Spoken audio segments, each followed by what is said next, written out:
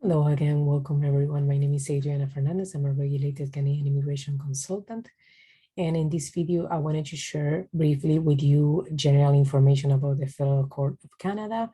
First of all, I wanted to mention that this information is only for general information purposes.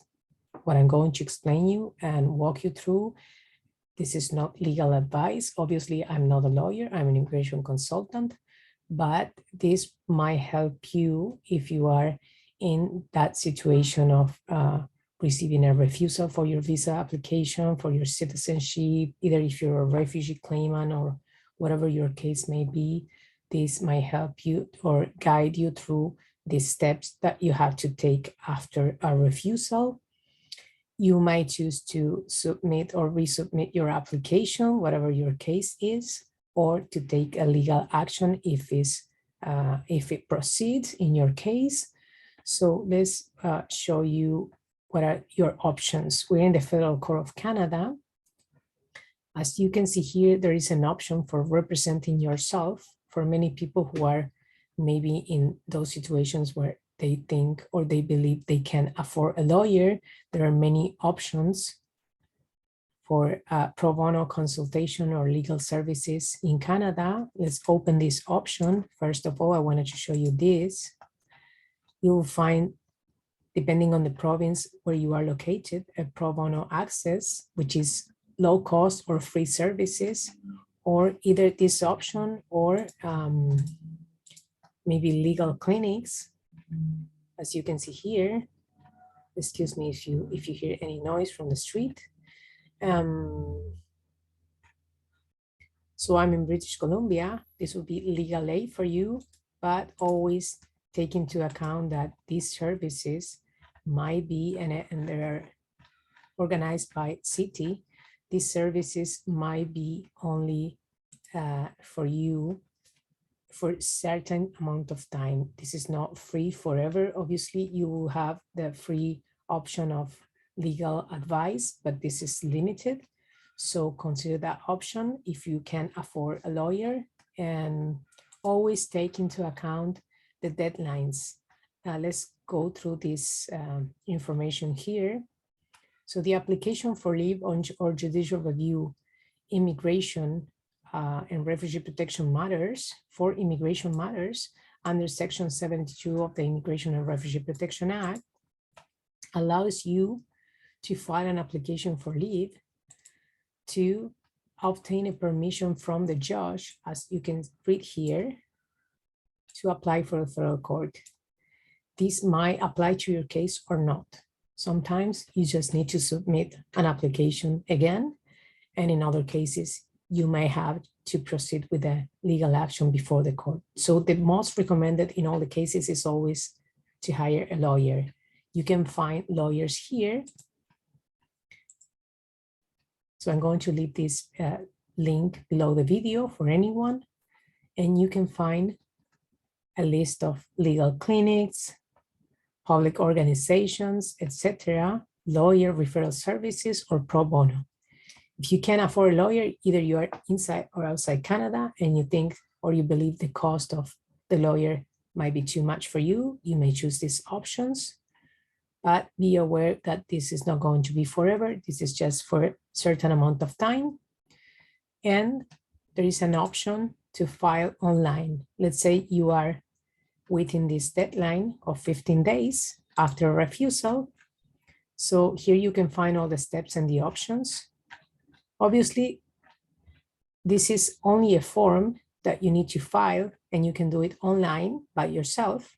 But obviously, you need a lot of technical skills and legal skills that a lawyer has to do all the wording for this form. Even when it's a form that is kind of a template, you may fill it out in the wrong way and your application might be refused. So obviously you need a lawyer. This is the fee if you're filing an application for leave by yourself. Let's say you're inside Canada and you don't have a lawyer and you're confused, you have that deadline and it's almost about to be expired. So I highly recommend you to go to this website, find your courts, for example, here, registry offices, as you can see here, and you will find the location of any offices in Canada. Let's say you're in Vancouver. So you can find the address of the court office in Vancouver.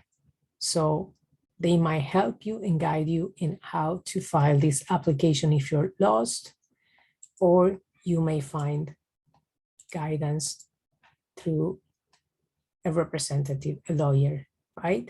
Remember, those who are facing a refugee claim that is being refused, or any application that is related to refugee matters, from the next months, we're going to have a special license as consultants to represent you before the Immigration and Refugee Board.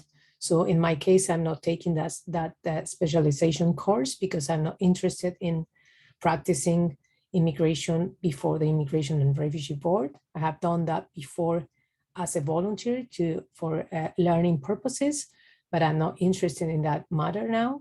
So anyone who is a refugee or is interested in any legal proceeding before the federal court, I highly encourage you to go to any of these services, legal clinics, pro bono, or a lawyer if you can afford a lawyer, and maybe proceed with a federal court legal action if you have to, if it's applicable to your case. And again, I highly encourage you to hire a lawyer for this type of cases. But I just wanted to introduce you the information and to show you what are the fees. For example, if you're filing an application by yourself, the filing fee will be only $50. There are not any other fees for this application. A lawyer might charge you a lot more, obviously, for their technical skills, their knowledge, their representation, and whatever they need to write on your behalf, obviously. So if you dare to do this yourself, you might fail in the application, but obviously you can find access to pro bono legal services. So I just wanted to show you this. This is a good option for anyone. If you are outside Canada and you're going to file this online, it is really complex to find any option with a lawyer from outside Canada.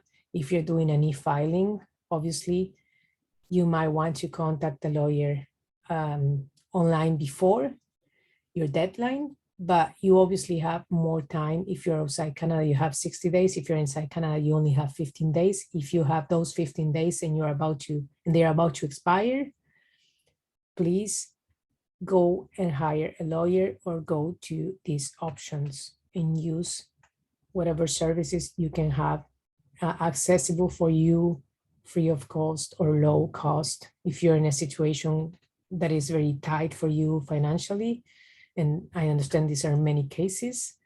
So this is everything I wanted to briefly introduce you the information. There is also here an interactive PDF where you can see the steps when you're filing that.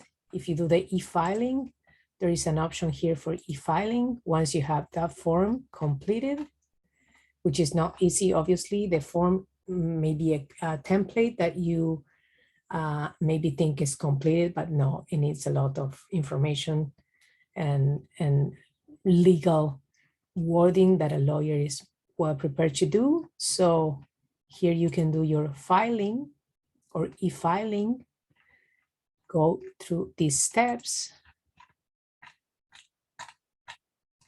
As you can see here, file on existing proceeding or initiate new proceeding.